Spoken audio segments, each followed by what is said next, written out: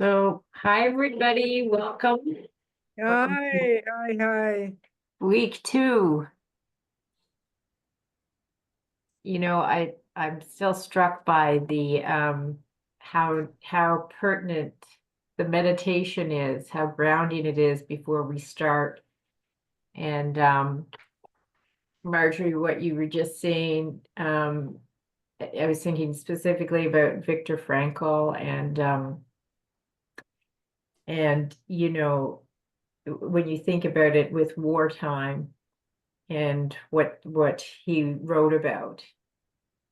And you would think that there would be no real ability to change or to do something in those particular environments. They were so horrific. And I think it's really pertinent too, especially with what's going on in the world right now. What can we do about it? So I'm hoping that this week as well, because I found a little snippet from Reverend Marvin Anderson again, and he does do a slight little bit on war. But then this week is the second day of creation. So it's on yeses and nos. And he goes through a little explanation as to how to do that. But before I start, I just wanted to open it up to last week was Let There Be Light. And if anybody wanted to say anything about the last week, I'll tell you one thing, and Dolly's going to have a little bark to join in. So anyway, I was in my bed, 3 o'clock in the morning, and I was doing my to-do list, and I was worrying, and I was doing all these things, and then I took his advice, and I did the Let There Be Light. And it was amazing because I was like, well, what would that mean to let there be light? Because there's nothing else I can do. I should be sleeping. But if I do the let there be light, really different feeling came over me about bringing in what is the light and what does that mean? So it was nice. I'm just good. Does anybody else want to share anything about last week? Yes, go for it, Marjorie. I had a quick thing. I was going to bed one night and I lost my glasses, which I never do usually. And I searched here and there without glasses, couldn't find them, went to bed. In the morning, I got up and I remembered that. I just said, let there be light. And straight away, I went to my bottom drawer. And there, next to my hair dryer, were my glasses. There was a certain logic to that, but I wouldn't have remembered until I found them there. So it was a nice little moment. Good. That's great. I have a cute little story as well about Let There Be Light. I was reminded that years ago, when my daughter left home, I would take in homestay students. And so the first week in Lent, I put my little signs everywhere, Let There Be Light. I get up in the morning and all the lights in the bathroom were on. Because she had, I mean, she hardly spoke any English, right? So she had interpreted to leave the lights on. Oh my goodness. That's very cute. Oh, let there be light.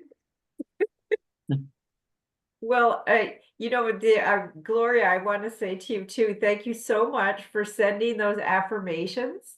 And I attached them to the notes, and they were so great, and they were such a wonderful reminder of how those three areas of health, prosperity, and relationships. It was just beautiful. And it was two of them were for this time. It was during Lent, so it was perfect. Yeah. I have at least one for every month still. And Catherine would write them. It wasn't Marvin, it was Catherine. Oh, Yeah. oh, that's so nice. They're perfect. They're absolutely perfect. I still come across them all the time as well. Mm-hmm. So we're on day 2, week 2, and this week is the sky, the dome. So on day 2, God created the sky. God said, let there be a dome in the midst of the water, and let it separate the waters from the waters. God called the dome sky. And this is from Paul Hasselbeck. The dome is also known as the firmament. It can be known as the firm place in the mind, a dividing of the true from the apparent.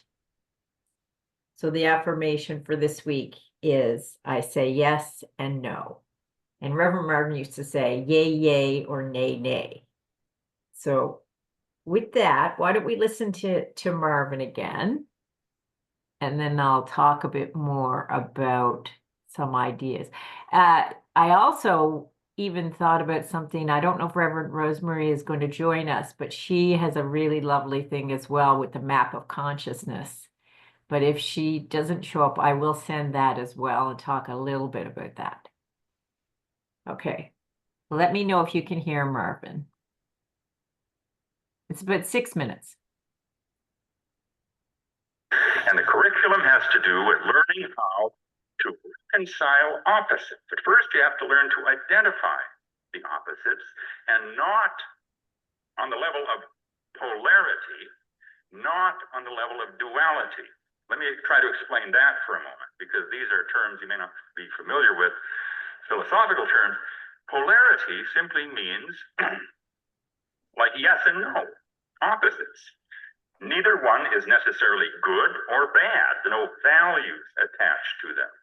What has happened traditionally with religion over the years, and particularly with Christianity and Islam and all the other the basic salvation scheme type religions, such as Christianity, they have taken this polarity issue that is needing to be dealt with right at the beginning and the second step of the process, and they've turned it into an issue of good and evil. See? So it's not just yes and no anymore, which are the building blocks of creation. It's the natural state of existence here in the material world, but we put values on the yes and no, and we call one good and the other one evil, depending upon our point of view.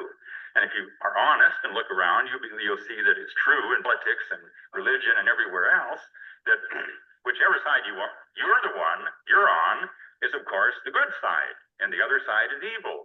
And this is the basis of all conflict, interpersonal problems in relationships, violence, all the way up to world wars. That's where it comes from, this tendency to misinterpret polarity for duality and create a reality that we call evil that simply doesn't exist. See, so on this stage, this is the important stage to avoid that.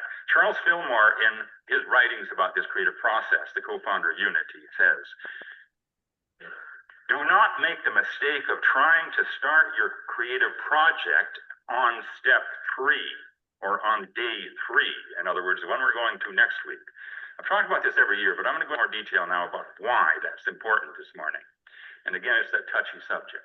The reason is because before you engage your feelings into this project, you want to make sure that you have clearly and safely created some channels through the building of opposites. So the question of how do you build a firmament? Go back to the creation of the second day again. God makes the firmament, which separates two types of waters. These are symbols, okay? The waters above from the waters below. Think of the waters above as being yes and the waters below as being no. Or you can even reverse that. It doesn't matter, because these are not values. See, they are simply opposites. So it's the power of yes and no. And the firmament then comes between them. And then at the end it says, and the firmament he called heaven. Heaven, the definition metaphysically, is the realm of divine ideas, the realm of ideas. So the realm of divine ideas, which is what we're working with here, this is a course in manifesting divine ideas. That's how you heal yourself. Learn to manifest the divine idea of health. That's what healing is. That's how you get prosperous. Learn to manifest the divine idea of abundance. See? The same thing with relationships. You heal relationships by manifesting the divine idea of love, and any others that you can think of, any other problems you can think of. Choose an appropriate divine idea, order, harmony, freedom, whatever you need, okay? And then think for a moment about what this step says. There are basically three different things here. There's the firmament, and then there are the two levels of water. The water has to do with opposites, but the firmament is something else. The firmament is the emerging idea. It's the point of view, in other words. But that point of view only emerges out of using your judgment faculty to say yay, yay, and nay, nay. And this in itself goes against a lot of the very superficial teachings of unity and New Age, other New Age approaches, where they'll say things like, do not judge, or nobody actually teaches that, but that's the assumption a lot of people pick up, okay? The true teaching from Jesus is, do not judge, but use righteous judgment. In other words, do not judge others, condemnation and criticism and all that sort of thing, but by all means, use righteous judgment if you're going to ever create or accomplish anything in life. But you still see people, and I hear people come up to me and say, well, I don't know, that one thing you said sounded like a judgment to me. Well, your point, you know, of course. And if you haven't learned to use your judgment faculty, you're never going to have the power to create anything. Because remember, the power is in the feeling nature. The channel is through the thought process. So with that, then, I'm going to talk now and try to find a way, I think, to talk about this in a helpful way to give you some ideas about what to do to develop your project at this stage, okay? Let me go back to talk about the brain a moment. The brain opposed to the mind, okay? The mind and the brain are not the same thing. You know that, of course. The brain, I'll give you my favorite definition of the brain, okay? It comes from a medical researcher, a brain surgeon, a namesake of mine, a fellow by the name of Marvin. And Marvin Minsky defines the brain this way. He says, your brain is a computer made of meat. That's what your brain is. Your brain. Tempting to say, my brain, however, of course. It's made of stainless steel and gold. You know, but think about that. That's what your brain is. It is a computer.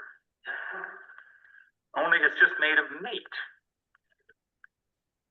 That's a really good definition of a brain. Now, what does a computer do? A computer, as you know, works and functions on what is called a binary code. There's only two things happening in all the complicated operations of computer functioning.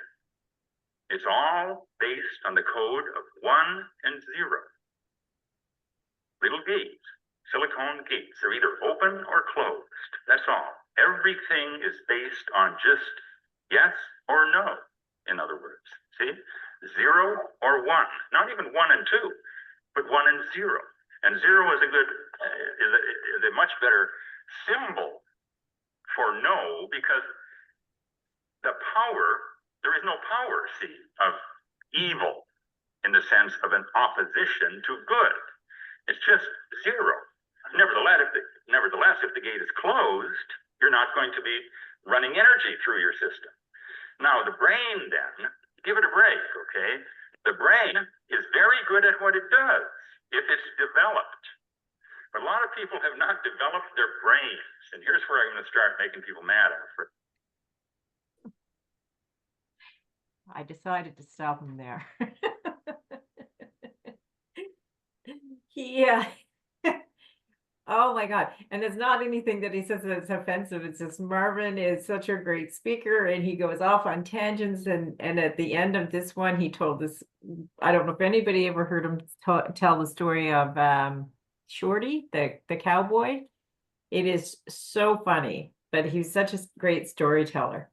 Yeah. So this is, I loved how he tied that together, and when he talked about the, your brain being the computer made of meat, and even with the 1s and the 0s with the yes and no, but also that it's a 0 and it's not a 2, it's a 0, and it's not letting something in.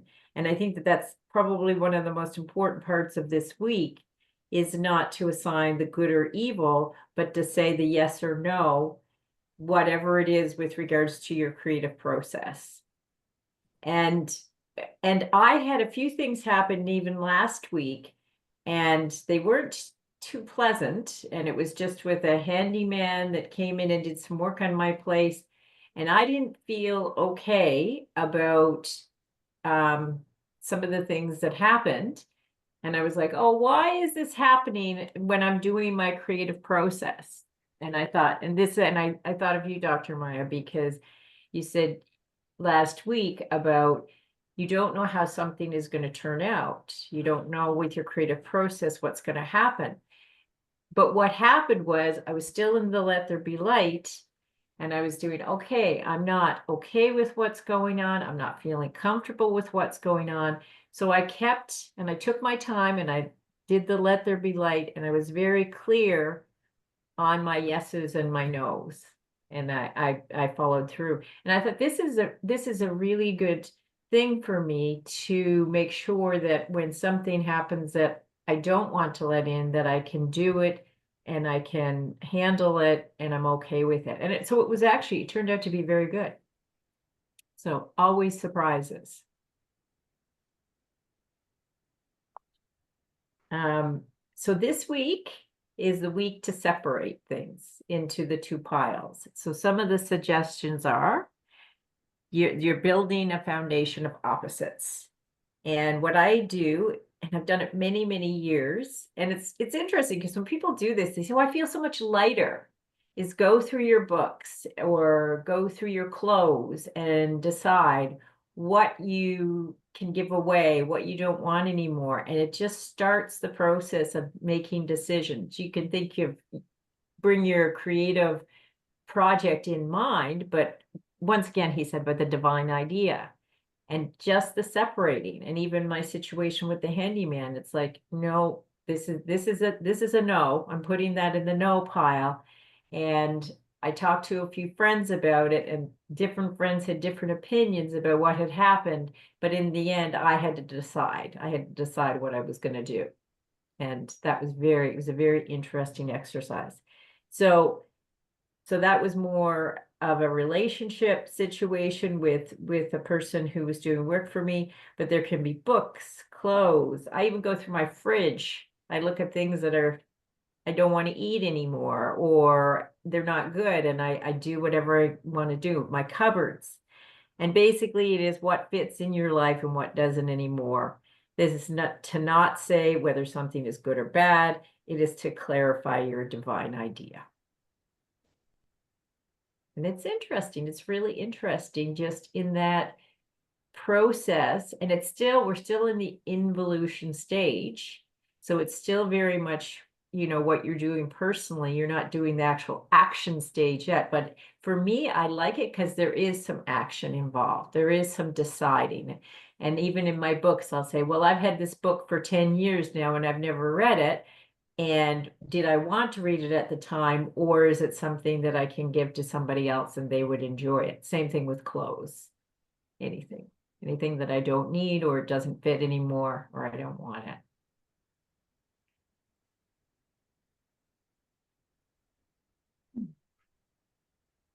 And I think that Gloria's affirmations are great. They're great as well to look at because they really do.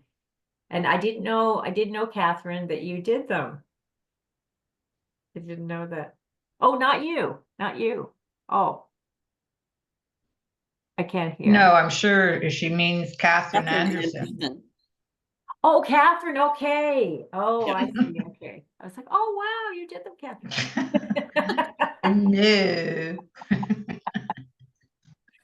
Okay. They were such a dynamic duo, the 2 of them. They were great. Dr. Maya, I don't know if I can share something, or I wanted to just share the map of consciousness. Absolutely. Let me make you co-host. Just a moment. Okay. I love this because this is something that Reverend Rosemary introduced us to in one of the metaphysics courses.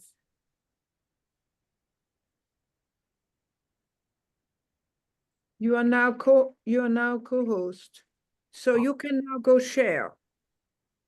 Yeah. You see at the bottom there, share?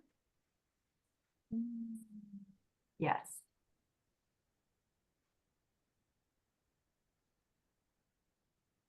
Yes.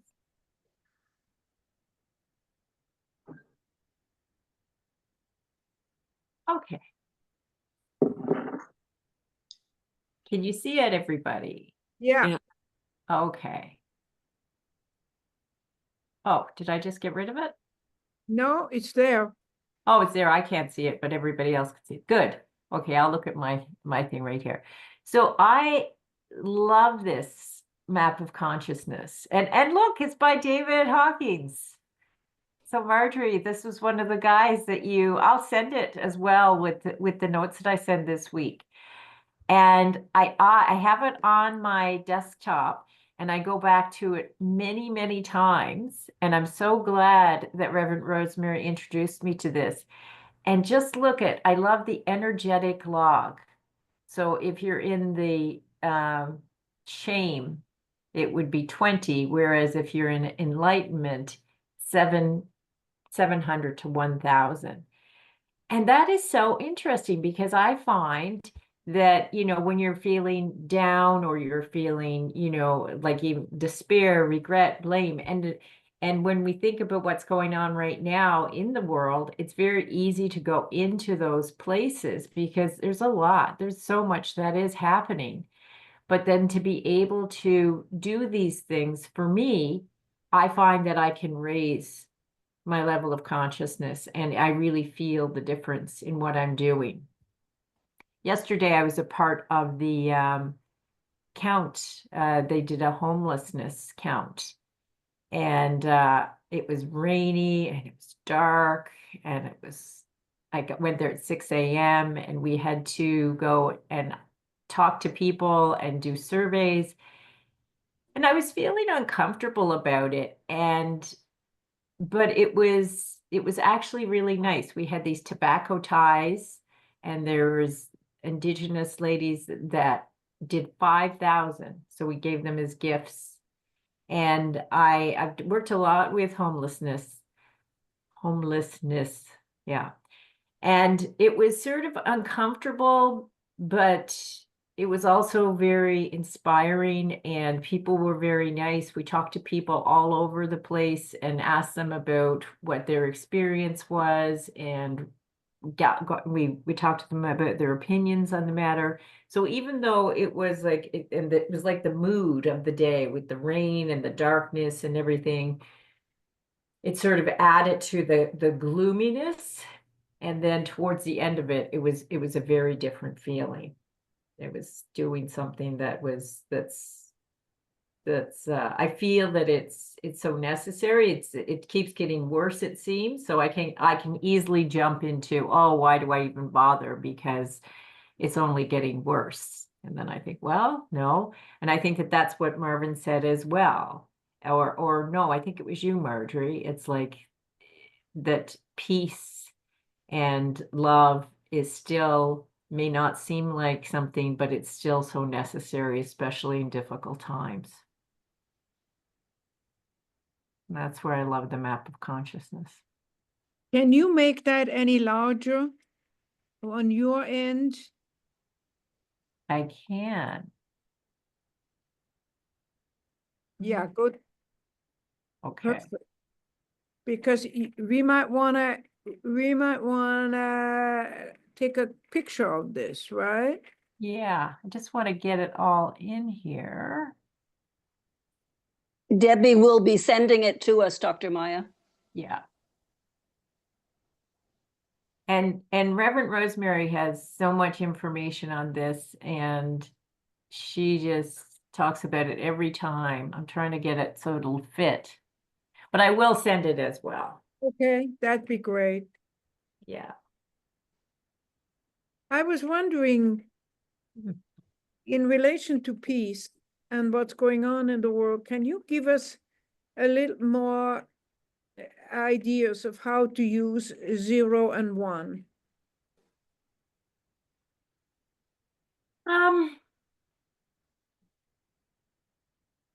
Well, I think yesterday what I did was very was maybe a good example of that. Uh-huh. Because there was two people in particular, and we were partnered up, and as we were listening to people, and when people are sleeping rough and when they don't have a place to live, it's very sad when you think about it. It's very, very sad. And I would sort of get, thinking in my own head, and then I would think, no, this isn't, it's not about me or anything else like that, but what can I do? And there was one person in particular, and he was really upset because he's been on BC housing list for forever, which is like, that's everybody's story. But then at one point in the conversation, he said, I have a doctor. And I went, yay. It's so hard to get a doctor. He said, I'm going to go for persons with disabilities. I said, that is so great. I said, if you can hang on to your doctor will help you because they have to do your forms, and it can really help with your housing as well. And for me, and he lightened up. I could see him lightening up. And he didn't seem like a very old guy. He looked like he was only 30, but he was actually 45. And just talking to somebody and really listening, I think that's where peace can come in. Yeah. And I do it with Dolly all the time. Dolly's a therapy dog. So every Wednesday we go to this place, and it's called the Hope Center. And it's a mental health facility. And it is amazing how this little bundle of fur people can be crying, they can be sad, or they can be on all different levels of, being manic or angry. And they will see Dolly and their whole demeanor will change. And some people will say, we've waited all week to see Dolly. And her name is Dolly Parton. So one week we went in there and people were saying, Dolly Parton is coming. And a new worker was there and they were like, Dolly Parton is coming here? They were like, Dolly Parton, the dog. So she had a lot of Dolly Parton songs sang to her that day. So I think that those are the things that in a desperate situation or in a normally sad situation, it's things like that I can still feel a lot of joy and a lot of peace. And I think that can be shared with other people. That's why I love dogs so much. They don't judge. They're very open and receptive too. So, yeah. Well, I just still think it's a very powerful teaching I'm taking it in. I'm taking it, this thing about 0. It's not a 2, it's a 0. Yeah. It doesn't mean it's opposite to 1. It's a 0.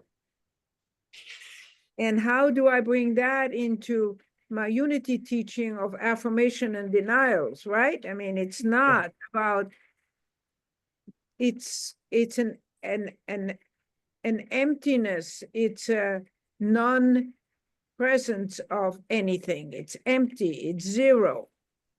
And to hold that as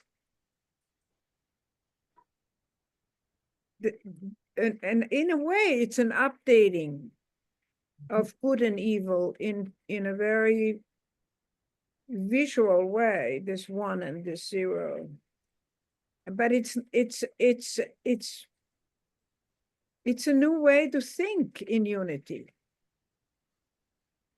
Well, even, I used to be a programmer, so I used to be in IT. And one thing, when we would be programming, we would say, if something happens, do this, else do something else. And that was it. That was the zeros and that was the ones. So you're doing one or the other. So there was no value. It was just one or the other. It was a choice. I love that part of it too. It's so simple and subtle, but it is really, really powerful to not assign a judgment with it of good or evil. Mhm. So for example, I'm just taking an example. If somebody has been given a diagnosis, Mhm. let's say it gets a diagnosis of cancer, right? So can you quickly go through that with me, with us? How would you apply the 0 and the 1? Well, I have that going on in my life right now. And I have to say, I struggled quite a lot with it. A very dear friend of mine was diagnosed with cancer last year, and we're the same age. We've known each other since we were 7. And she's gone through all the treatments that didn't work, and now she's going through immunotherapy. So she's 60 years old. And what I did in the beginning is I went around and cleaned every part of my house, and I was very, very busy, and I was very upset, and I was fighting with myself with all this knowledge, and I was grieving a lot. I was very fearful. And then, but we kept in touch. We kept in touch the whole time. And along the way, like, and then her 60th birthday came up, and I sent her a birthday card, and it was like, okay, for me, what can I do? And what I could do is I could be present. And I could say to her, whatever we need to talk about, whatever you need to talk about, we talk about it. And then she would come back and she'd say, but how are you doing? And my father had just passed away, and my daughter had just moved away, and she wouldn't tell me right away. She said, you were going through too much. I couldn't add that to what was going on. And I felt such love for her that she, in all what she was going through, she was still thinking about me. But we've had that relationship, that love doesn't change. And I'm really, I'm really hoping that the immunotherapy is going to work, but it may not. We're in the 6-month stage of it may not work. But Dr. Maya, when you were doing your healing circles, I was bringing her in every time. And I have pictures of her and pictures of us. And I send her pictures of us when we were younger and teenagers.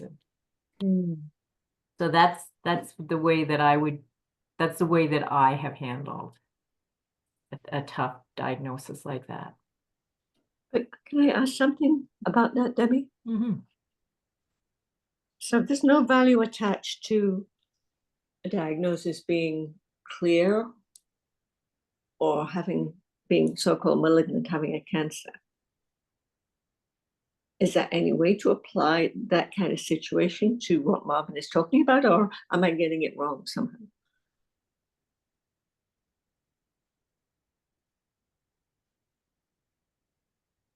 Okay, if I heard you correctly, something like that.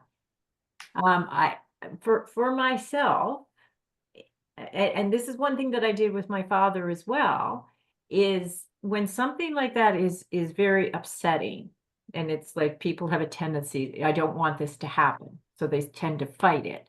But I think once again, it's for me, like I did this with Eckhart Tolle. I listened to him a lot, and he said, when somebody is sick and maybe they're dying, you just be present. You just be present, because at the end of the day, we're all going to die. Our physical form is all going to die, but we don't know what's going to happen with our spiritual form.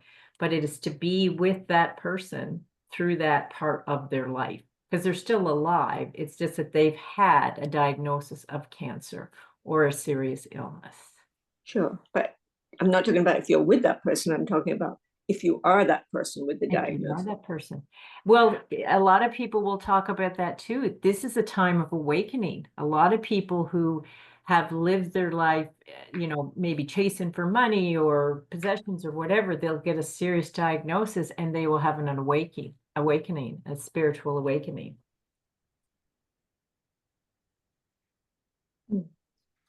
I was thinking about Stephen Hawking's. Because when you said David Hawkins, and then I was thinking at first it was Stephen Hawking's, and they said that when he, what he did after his diagnosis of ALS, I think it was, and he was only supposed to live a very short period of time, he did his best work when he was actually diagnosed with ALS. Mhm. Yeah, Thank you. you're welcome.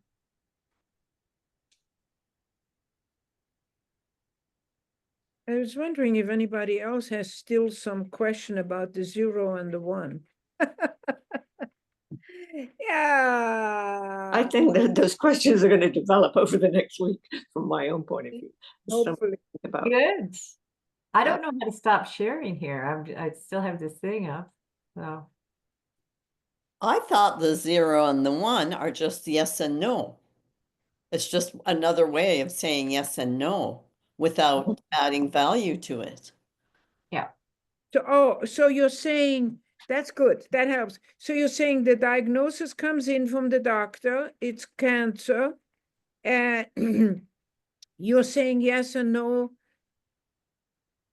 to it without giving in to the fear or the value of this could be the end of my life.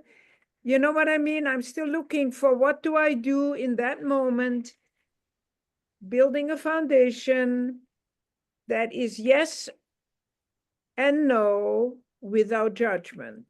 I have an idea. So the diagnosis comes in, and it's your response to that diagnosis. Is this good? Which is yes. Most people are going to say no, it's bad. Yeah.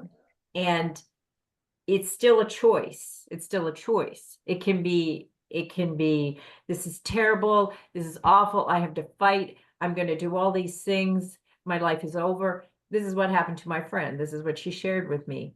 And then she went through the chemo and the radiation and now the immunotherapy. And so she was bouncing back and forth for something so serious like that. But then she went on a vacation and she said, I don't want to go on a vacation because I've now had yet another blow. And then she said, I went on a vacation with my friends, with my husband, and it was the most beautiful vacation I ever went on. And so I think it's all the choices that are going on during that time, which are, so she said yes to living because she's still alive. She's still fighting the cancer. She's not happy about the cancer, but she's still doing the treatments.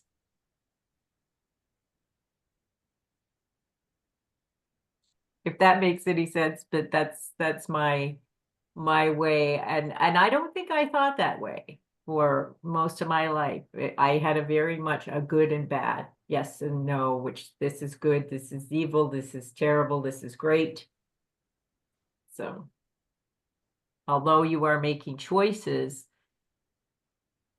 it's the not assigning the good or evil to it. And that's where the 0 comes in. Even though you may be saying no, you're not saying that it means that it's evil. It's a choice. I'm still trying to relate it to my cleaning out my closet. You know what I mean? I'm going through my closet in my mind. Yeah. And these two, right? Yeah. And is my pile of things I'm giving away because they're not serving me anymore. So it's a no. Yes. 0. 0. And some things are staying and they're the ones. Yes. That is very clear to me. I can get it. I get my head around that very easy because I can apply that measuring of, does it still serve me? Am I still wearing it? Yes, no, boom. Yes, over here. But I'm still looking for a way to apply Marvin's foundational work on yes and no in the sense of a 1 and a 0, which is a non-valued, non-judgment example, right? It's mathematics. And then how do I translate that to what happens to me today when something doesn't work, for example, right? And in that moment, what I'm hearing from you, Debbie, is that you dance between those two in an ongoing way. You know, first it's no, it's a 0, and then it slowly develops into, do I hear that right? Well, for me, it's that it clarifies for me. So I may say, and you can look at this in relationships. You may have had a really good relationship with somebody, and then the relationship changes. So it doesn't mean that the relationship was all bad, but it may not fit in your life anymore. And he does go through that a lot in the second week. So you're making decisions about what fits in your life right now and what doesn't. Even like with your clothes, you're saying no to your certain clothes, you're giving it a 0, but it doesn't mean that there wasn't a time in your life that it was good and it was useful. And now it will become something that somebody else will be able to use. So it's never, Right. Yeah. Yeah, I got that. Can I say something there? Sure, Yeah. absolutely. It seems to me one of the things is that when you're talking about your closets and your clothes, you have a sense of agency about your actions and that they're going to make a difference. You're going to have a cleaned out closet.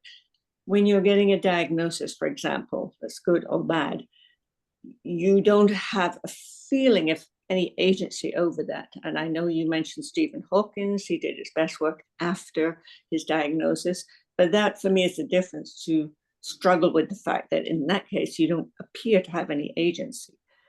That choice is given to you in a way. It's not something you've made. Right. Yeah. You live with it in a way without a judge. You don't have a choice initially. Or you think you don't have a choice. Still, I'm really fascinated by this concept, the 1 and the 0, but I want to sort of overlap it over my Unity teaching of affirmation and denial and our approach to healing, for example. And our approach to the whole concept of peace. And Even well, surrender. Can I just share something Sure. that I heard many, many years ago at a talk by a woman named Nancy Hamilton, who was the founder of NHC. Some of you might remember that school, holistic school on Gere Monkland. Anyway, she was and she had a physical, she was dealing with a physical challenge. And in her talk, and it often comes to me, like I contemplate this often, and she said, and you touched on it, Debbie, when you said that, you know, when people are diagnosed with an illness or a disease, like sometimes it's, you know, for a higher purpose, like it makes them kind of reach out or rise up, you know. And anyway, what she said was, I may be dying, but at a higher level, I am healing. And I thought, like, that has stayed with me for years and years.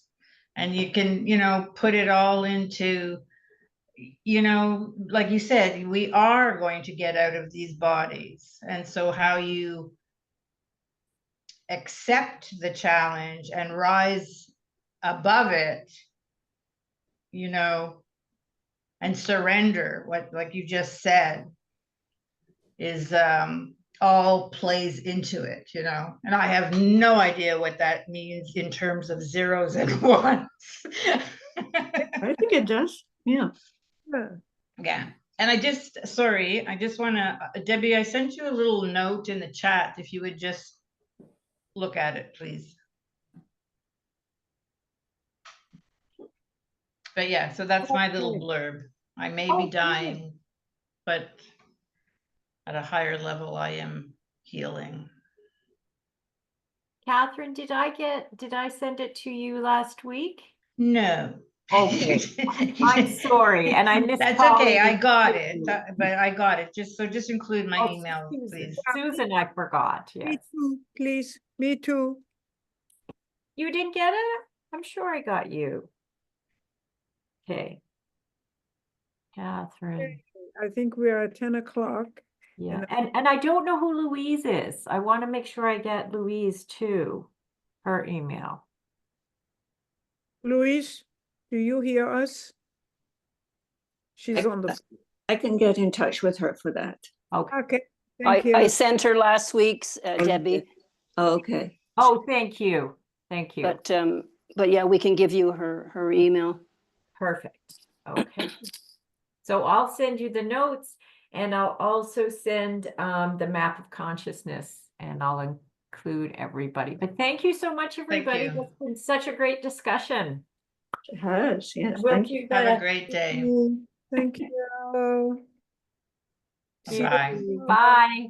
Thank you, Debbie. Thank Thanks you, a lot. everybody. Thank you. Bye, everybody. Bye-bye.